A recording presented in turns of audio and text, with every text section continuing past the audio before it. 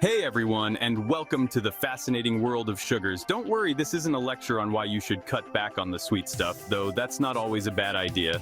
Today, we're diving deep into the building blocks of carbohydrates monosaccharides. Specifically, we're breaking down three major players: glucose, fructose, and galactose.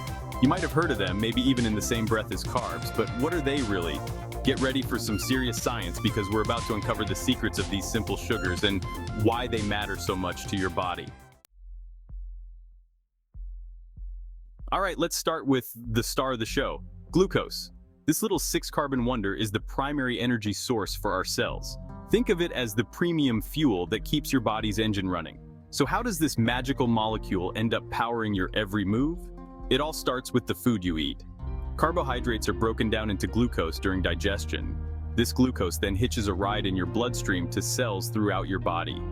Once inside, glucose is ushered into the mitochondria, where it undergoes a remarkable transformation. Through cellular respiration, glucose is broken down, releasing energy in the form of ATP. Glucose also plays a crucial role in maintaining stable blood sugar levels. When blood glucose levels rise, the pancreas releases insulin, allowing glucose to enter cells. When levels dip, glucagon signals the liver to release stored glucose. This dance between glucose, insulin, and glucagon keeps our blood sugar levels in check. So the next time you enjoy a carbohydrate-rich meal, remember the incredible journey of glucose, fueling your body and keeping everything in harmony. Next up is fructose, the sweetest member of the monosaccharide family. Found naturally in fruits, honey, and some vegetables, fructose adds a delightful touch of sweetness to our diets. But here's the catch. Fructose is metabolized quite differently than glucose. While glucose can be used by cells throughout the body, fructose takes a more exclusive route, heading straight to the liver. Now, our livers are amazing multitaskers, but even they have their limits. Unlike glucose, fructose doesn't trigger a significant insulin response, meaning it doesn't provide that same feeling of fullness or signal to our bodies that we've had enough sugar. This can be a bit of a problem, especially in today's world where high fructose corn syrup, a cheap and abundant sweetener, has infiltrated countless processed foods and beverages. When we consume large amounts of fructose, particularly in liquid form like sugary drinks, our livers can get overwhelmed. Instead of being used for energy, excess fructose can be converted into fat, potentially contributing to health issues like fatty liver disease, insulin resistance, and type 2 diabetes. Now, I'm not saying all fructose is bad.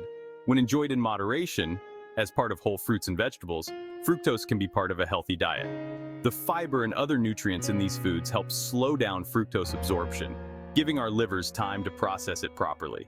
The key takeaway here is to be mindful of your fructose intake, especially from added sugars. Reading food labels, choosing whole foods over processed options, and limiting sugary drinks are all great steps towards keeping your liver happy and your body healthy.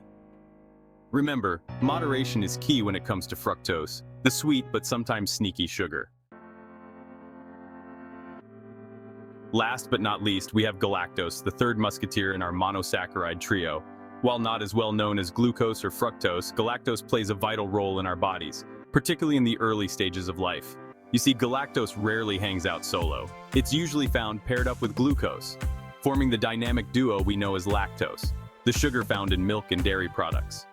This is why galactose is especially important for infants, as breast milk and formula provide the necessary fuel for growth and development. But don't worry, even if you're lactose-free or haven't had a glass of milk in years, your body can still handle galactose. Just like fructose, galactose is metabolized primarily in the liver. Once it arrives, galactose is converted into glucose, our body's preferred energy source, through a series of enzymatic reactions. This conversion process ensures that even if we consume galactose, our bodies can still utilize it effectively. While galactose might not be the most glamorous sugar on the block, it's an essential player nonetheless, contributing to our nutritional needs and supporting our overall health. So, the next time you enjoy a dairy product or come across galactose on a food label, remember this often overlooked sugar and its importance in our diets. So there you have it, a closer look at the magnificent world of monosaccharides. From glucose, the energy powerhouse, to fructose, the sweet deceiver, and galactose, the lactose companion, these simple sugars play vital roles in our bodies. Understanding their differences, How they're metabolized and where they're found can help us make informed choices about our diets and overall health. Remember, knowledge is power. And when it comes to sugar, a little knowledge can go a long way in keeping our bodies happy and thriving.